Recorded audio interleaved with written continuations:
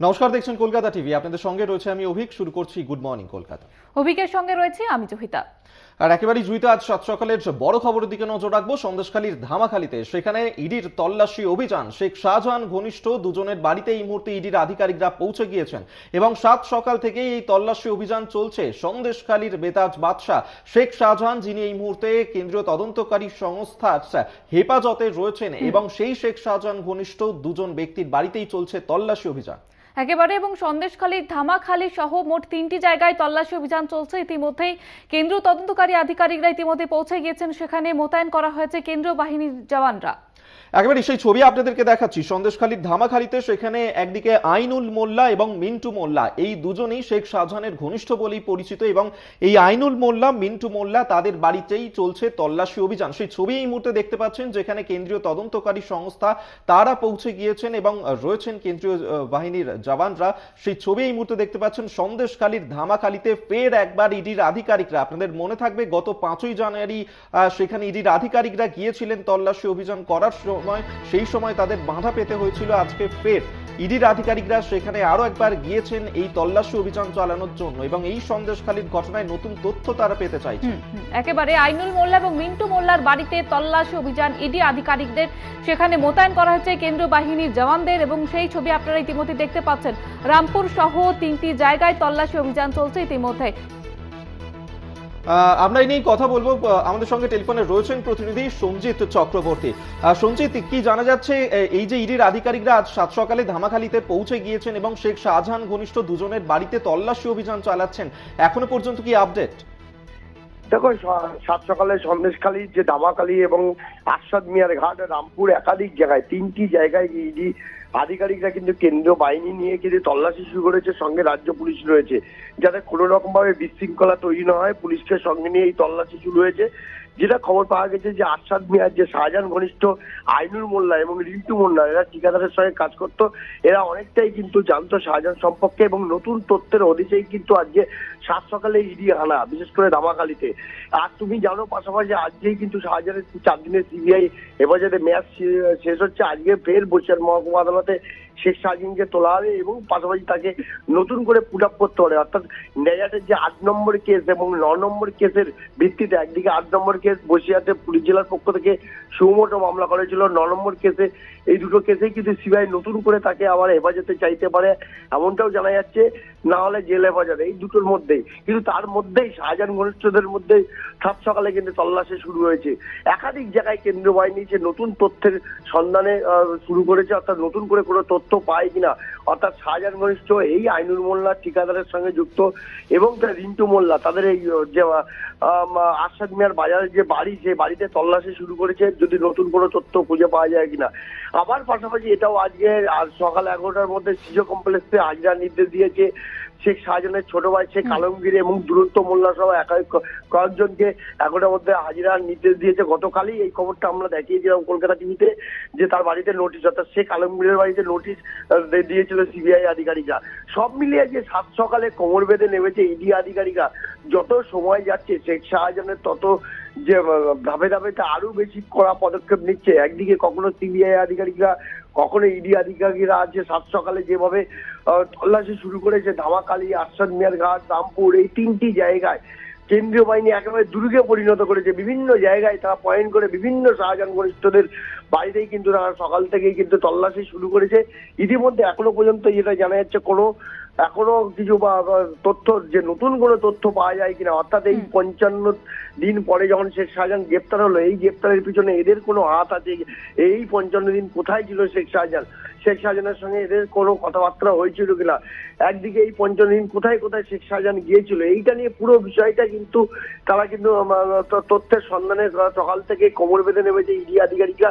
এখন বিশাল পুলিশ বাহিনী ঘেরাও করে রেখে দিয়েছে, বিশেষ করে আরশাদ মিয়ার বাজার, রামপুর, এই সহ 3টি জায়গায়, ধামাখালী 3টি জায়গায় এই বাহিনী তারা, এবং এই ঠিকাদারকে তারা জিজ্ঞাসাবাদ, তাদেরকে খোঁজার চেষ্টা করছে যে এই 55 দিন শেখ শাহজাহান কোথায় ছিল, এদের সঙ্গে কতটা ঘনিষ্ঠতা ছিল, কি কি তথ্য রয়েছে এদের কাছে। সেই তথ্যের সন্ধানে কিন্তু সাত সকালে কোমর বেঁধে নেমেছে ইডি আধিকারিকরা কেন্দ্র বাহিনীকে সঙ্গে নিয়ে। ধন্যবাদ তোমায় সঞ্জিত চক্রবর্তী, আমাদের সঙ্গে টেলিফোনে ছিলেন প্রতিনিধি। সন্দেশখালীর ধামাখালীতে ফের ইডি আধিকারিকরা পৌঁছে গিয়েছেন। সেখানে শাহজাহান ঘনিষ্ঠদের বাড়িতে তল্লাশি অভিযান চলছে।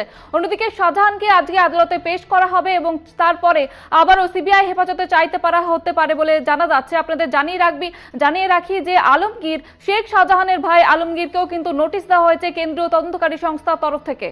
একেবারেই একদিকে যেমন আজকে তাকে হাজিরা দিতে বলা হয়েছে সিবিআই দপ্তরে, অন্যদিকে ইডির আধিকারিকরা তারাও তৎপর। আজ সকাল থেকেই সন্দেশখালীর ধামাখালীতে এই মুহূর্তে পৌঁছে গিয়েছেন তারা এবং শেখ শাহজাহান ঘনিষ্ঠ দুই ব্যক্তি আইনুল মোল্লা এবং মিন্টু মোল্লা, এই দুজনের বাড়িতে ইডির আধিকারিকরা তারা তল্লাশি অভিযান চালাচ্ছেন এবং সন্দেশখালীর ঘটনাতে যেভাবে ইডির আধিকারিকদেরকে আক্রান্ত হতে হয়েছিল, তারপর শেখ শাহজাহান সেখান থেকে 55 দিন পালিয়ে গিয়েছিল, তার খোঁজ পাওয়া যাচ্ছিল না।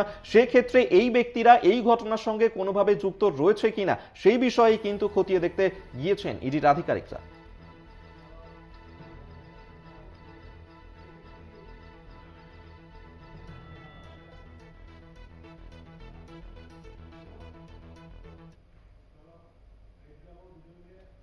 গুড মর্নিং কলকাতা, এখন সময় একটা ছোট্ট বিরতির। ফিরছি বিরতির পর, সঙ্গে থাকুন।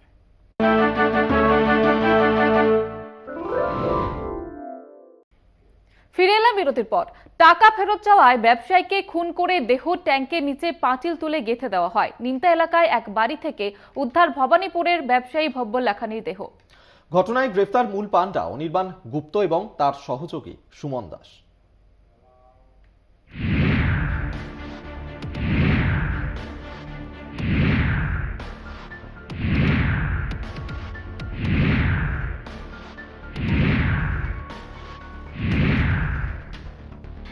মার্চ থেকে নিখোঁজ ছিলেন ভবানীপুরের বাসিন্দা ব্যবসায়ী ভব্য লাখানি। খোঁজ না মেলায় বালিগঞ্জ থানায় নিখোঁজ ডায়েরি করেন ব্যবসায়ী স্ত্রী। তদন্তে নামে কলকাতা এবং নিমতা থানার পুলিশ। লাখানির পরিচিত ব্যবসায়ী অনির্বাণ গুপ্ত এবং তার অধীনে কাজ করা ওষুধ সাপ্লায়ার সুমন দাসকে গ্রেফতার করে পুলিশ। অনির্বাণকে জেরা করে পুলিশ জানতে পারে তারই নিমতার বাড়িতে খুন করে ট্যাঙ্কের চারিদিকে দেওয়াল তুলে গেঁথে দেওয়া হয় ভব্য লাখানির মৃতদেহ। পুলিশের জেরায় উঠে আসে অনির্বাণ গুপ্তর প্রতারণার শিকার হন লাখানি। অনির্বাণের কাছে প্রতারণার টাকা ফেরত চাইতে থাকেন লাখানি, কিন্তু অন্যরকম পরিকল্পনা ছিল অনির্বাণের। পিটিয়ে খুন করার জন্য ব্যাট উইকেট কেনা হয়, জলের ট্যাঙ্কের নিচে জায়গা করা হয় মৃতদেহ গেঁথে ফেলার জন্য। এরপর প্ল্যান মাফিকই 11 তারিখ লাখানিকে নিমতায় ডেকে পাঠায় অনির্বাণ গুপ্ত। লাখানি ভাবেন টাকা শোধ দেওয়ার জন্য অনির্বাণ তাকে ডাকছে, কিন্তু দেখা করতে গেলে নিমতার বাড়িতে জোর করে লাখানিকে দিয়ে টাকা ফেরত পাওয়ার ইমেল লেখায় অনির্বাণ। তারপরে লাখানিকে উইকেটের বাড়ি মেরে খুন করা হয়। এরপর সুমন দাসকে ওষুধ সাপ্লাইয়ের নাম করে ডেকে পাঠায় অনির্বাণ। পরে সে এলে তাকে নিয়ে মৃতদেহ ট্যাঙ্কারের নিচে পাঁচিল তুলে গেঁথে ফেলা হয়। তবে কাজের কাজ কিছুই হয়নি। We found their complicity during the investigation और ওদের স্টেটমেন্ট ভিত্তিতে আমরা ওই অনির্বাণ গুপ্তার বাড়ি থেকেই বডিটা রিকভারি করেছি এবং বডিটা বেসিক্যালি ওটাকে মার্ডার করে একটা ওয়াটার ট্যাঙ্ক, ছাদের উপরে ওয়াটার ট্যাঙ্ক ছিল, ওর নিচে বডিটাকে স্যাকে রেখে দিয়ে ও তারপর চারদিক থেকে ব্রিক ওয়াল বানিয়ে দেওয়া হয়। প্রাইমারিলি মনে হচ্ছে আগে থেকে ওর এই ব্যাপারে প্ল্যান করেছিল, সেটাই প্রাইমারিলি মনে হয়। ফোন ট্র্যাক করে সুমনকে ধরে পুলিশ। তার আগেই অনির্বাণকেও ধরা হয়, কিন্তু পুলিশকে বারবার মিথ্যা কথা বলতে থাকে ধৃত অনির্বাণ। পুলিশের জেরায় প্রথমে নতি স্বীকার করেন সুমন। সুমনের সঙ্গে মুখোমুখি জেরায় অবশেষে হার মানে অনির্বাণ। নিজের মুখেই ঘটনার কথা জানায় পুলিশকে, হদিশ দেয় মৃতদেহের। পুলিশ নিমতায় গিয়ে লাখানির দেহ উদ্ধার করেছে। ময়না তদন্তের প্রাথমিক রিপোর্টে উঠে আসে শ্বাসরোধ করে খুন, মাথায় ভারী বস্তুর আঘাত করা হয়। পুলিশ সূত্রে খবর, মুখে প্লাস্টিক জড়িয়ে গলায় সেলোটেপ আটকে খুন করা হয়। কলকাতা টিভি।